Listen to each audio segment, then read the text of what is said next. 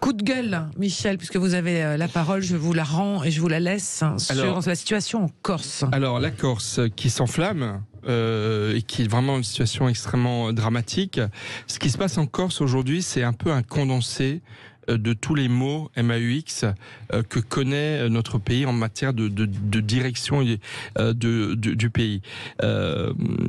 Colonna, il était presque oublié par les Corses. C'est ça la réalité. C'est que même les Corses avaient un peu oublié Colonna. Et le fait qu'il se fasse massacrer par un terroriste islamiste condamné dans les prisons françaises, ça a réveillé des choses extrêmement profondes dans la société corse. Et à mon avis, on n'est pas prêt de terminer d'en entendre reparler. Plusieurs choses.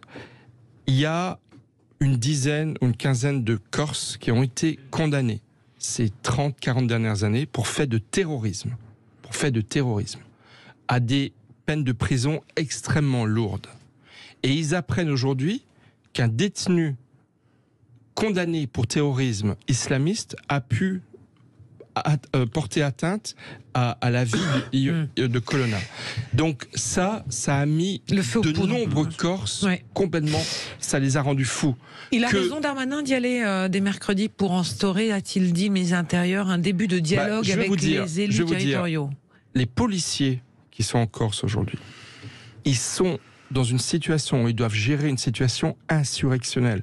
Moi, je rends hommage à l'action des policiers corses, parce que s'ils n'étaient pas aussi courageux, je dis bien courageux, ça pourrait être le début de l'anarchie. La situation est extrêmement dangereuse. Donc je pense que Darmanin va y aller, mais avec un cordon sanitaire, j'ai envie de dire, et sécuritaire, qui va être dramatique. Mais j'aimerais continuer. Depuis 5 ans que Emmanuel Macron est aux affaires, et plus encore que ses prédécesseurs, il a manifesté une forme de mépris vis-à-vis des autorités corses. En Corse, aujourd'hui, vous avez des autonomistes qui sont au pouvoir, qui essayent de faire une sorte de synthèse impossible entre les indépendantistes et ceux qui sont grosso modo pour effacer toute réalité corse.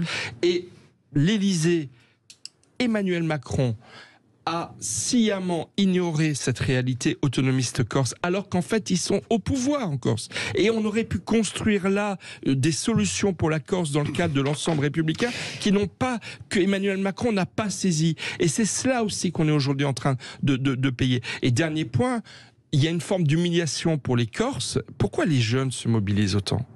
Pourquoi les jeunes se mobilisent autant ? Parce que vous avez beaucoup de Corses qui sont détenus en métropole, qui réclamaient depuis des années la possibilité que les personnes condamnées pour des actes criminels, voire de terrorisme, puissent purger leur peine en Corse, parce que pour les familles, ça leur permettait d'assurer un suivi, une relation plus étroite avec leurs proches condamnés. Et voilà que Jean Castex, je dis bien Jean Castex parce que Dupond-Moretti, qui avait été dans le passé avocat de Colonna, ne pouvait plus gérer cette question, donc elle a été dépaysée à Matignon.